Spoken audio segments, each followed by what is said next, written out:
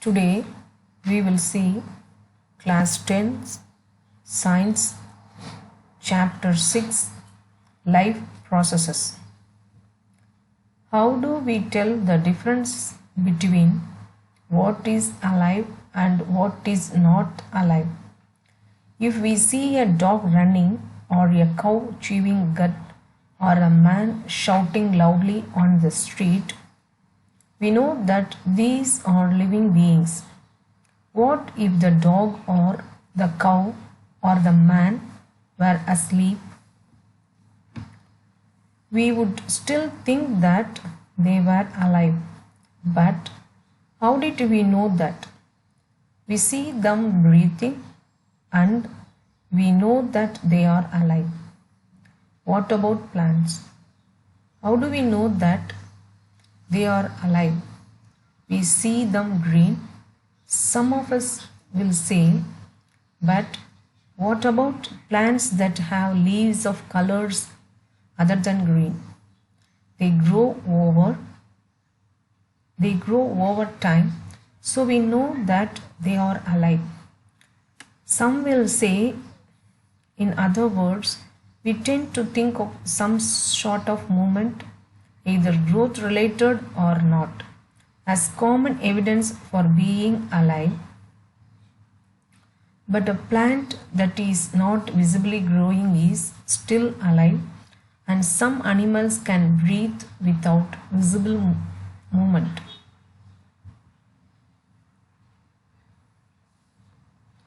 So, using visible movement as a defining characteristic of life is not enough. Movements over a very small scale will be invisible to the naked eye. Movements of molecules, for example, is this invisible molecular movement necessary for life? If we ask this question to professional biologists, they will say yes. In fact, viruses do not show any molecular movement in them, in bracket, until they infect some cell. And that is partly why there is controversy about whether they are truly alive or not. Why are molecular movements needed for life? We have seen in earlier classes that living organisms are well organized structures. They can have they can have tissues have cells have smaller components in them, and so on.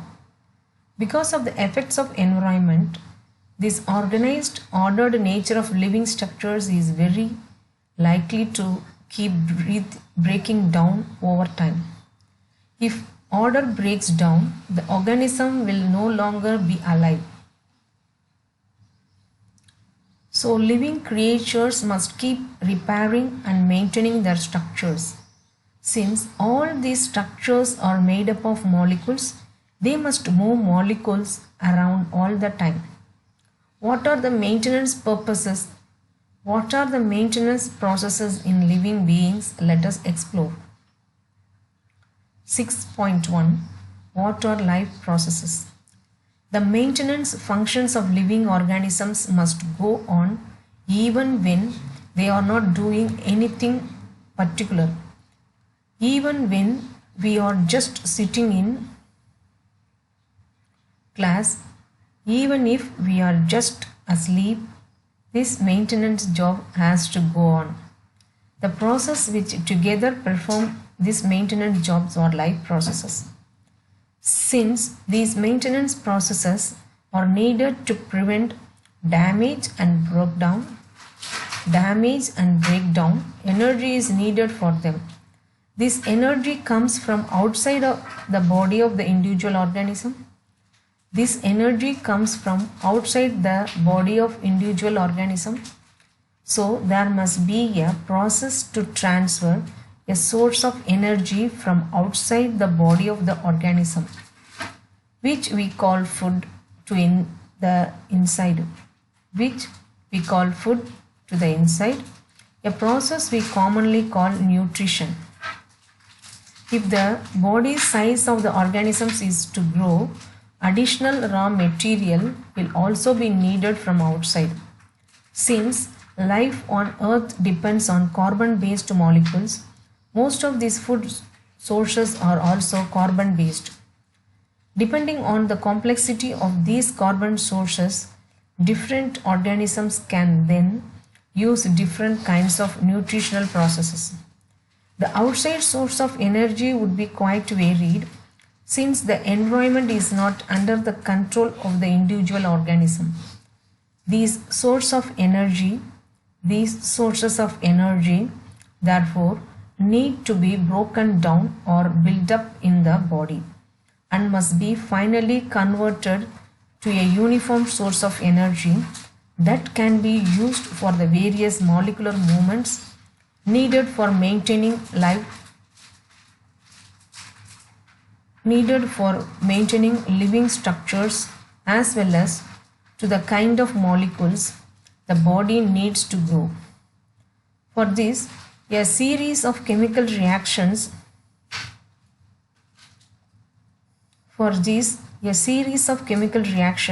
in the body are necessary. Oxidizing, reducing reactions are some of the most common chemical means to break down molecules. For this, many organisms use oxygen sourced from outside of the body. For this, many organisms uses oxygen sourced from outside the body. The process of acquiring oxygen from outside the body and to use it in the process of breakdown of food sources for cellular needs is what we call respiration. In the case of a single-celled organism, no specific organs for taking in food, exchange of gases or removal of wastes may be needed because the entire surface of the organism is in contact with the environment. But what happens when the body size of the organism increases and the body design becomes more complex? In multicellular organism, all the cells may not be in direct contact with the surrounding environment. Thus, simple diffusion will not meet the requirements of all the cells. We have seen previously how in multicellular organisms, various body parts have specialized in the functions they perform. We are familiar with the idea of these specialized tissues and with their organization in the body of the organism.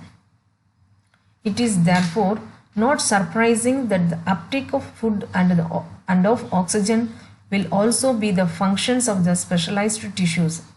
However, this poses a problem since the food and oxygen are now taken up at some places in the body of the organisms while all parts of the body need them. This situation creates a need for the transportation system for carrying food and oxygen from one place to another in the body. When chemical reactions use the carbon source and the oxygen for energy generation, they create byproducts that are not only useless for the cells of the body but could even be harmful. These waste byproducts are therefore needed to be removed from the body and discarded outside by a process called excretion. Again, if the basic rules for body design in multicellular organisms are followed, a specialized tissue for excretion will be developed, which means that the transportation system will need to transport waste away from cells to the excretory tissue. Let us consider these various processes so essential to maintain life one by one. Questions. First, 1. Why is the diffusion insufficient to meet oxygen requirements of multicellular organisms like humans. 2. What criteria do we use to decide whether something is alive? 3.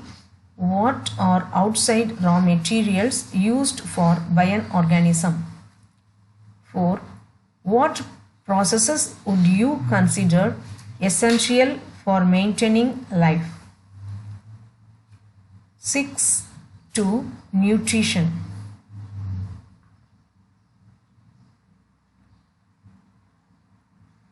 When we walk or ride a bicycle, we are using up energy. Even when we are not doing any apparent activity, energy is needed to maintain a state of order in our body. We also need materials from outside in order to grow, develop, synthesize protein and other substances needed in the body. This source of energy and materials is the food we eat. How do living things get their food?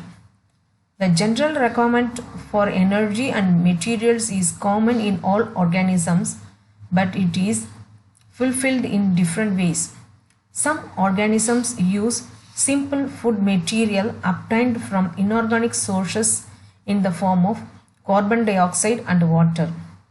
These organisms, the autotrophs, include green plants and some bacteria.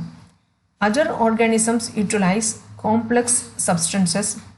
These complex substances have to be broken down into simpler ones before they can be used for upkeep and growth of the body. To achieve this, organisms use biocatalysts called enzymes. Thus, the autotroph's survival depends directly or indirectly on autotrophs. Heterotrophic organisms include animals and fungi. 6.2.1 Autotrophic nutrition. Carbon and energy requirements of the autotrophic organisms are fulfilled by photosynthesis. Carbon and energy requirements of the autotrophic organisms are fulfilled by photosynthesis. It is the process by which autotrophs take in substance from outside and convert them into stored forms of energy. This material is taken in the form of carbon dioxide, water, which is converted into carbohydrates in the presence of sunlight, and chlorophyll. Carbohydrates are utilized for providing energy to the plant. We will study how this takes place in the next section. The carbohydrates, which are not used immediately, are stored in the form of starch, which serves as the internal energy reserve to be used as when required by the plant. A somewhat similar situation is seen in us, where some of the energy derived from the food we eat is stored in our body in the form of glycogen.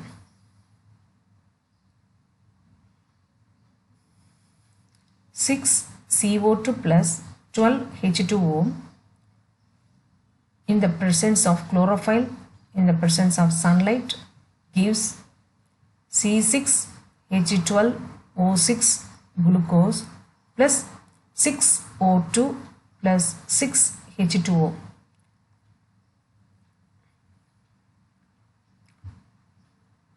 Let us now see what actually happens during the process of photosynthesis. The following events occur during this process. 1. Absorption of sunlight. Absorption of light energy by chlorophyll. 2. Conversion of light energy to chemical energy and splitting of water molecules into hydrogen and oxygen. 3. Reduction of carbon dioxide to carbohydrates. These steps need not to take place one after the other immediately. For example, desert plants take up carbon dioxide at night and prepare an intermediate which is act upon by the energy absorbed by the chlorophyll during the day. Let us see how each of the components of the above reactions are necessary for photosynthesis. If you carefully observe a cross-section of the leaf under the microscope shown in figure 6.1, you will notice that some cells organelles called chloroplasts which contain chlorophyll. Let us do an activity which demonstrates that chlorophyll is essential for photosynthesis. Here in figure 6.1, the cross section of leaf, God cell, air spaces, chloroplast, xylem phloem, vascular bundle, midrib, lamina or leaf blade, vein, waxy cuticle, upper epidermis and lower epidermis. Activity 6.1. Take a potted plant with the variegated leaves, for example, money plant or crotons. Keep the plant in a dark room for 3 days so that all the starch gets used up. Now keep the plant in sunlight for about 6 hours. Pluck a leaf from the plant, mark the green areas in it and trace them on a sheet of paper. Dip the leaf in boiling water for a few minutes. After this, immerse it in the beaker containing alcohol. Carefully place the above beaker in a water bath and heat till the alcohol begins to boil. What happens to the color of the leaf? What is the color of the solution? Now dip the leaf in a dilute solution of iodine for a few minutes. Take out the leaf and rinse off the iodine solution. Observe the color of the leaf and compare this with the tracing the leaf down in the beginning, figure 6.2. What can you conclude about the presence of starch in various areas of the leaf? Figure 6.2 A, B. Variegated leaf A, before and B after starch test.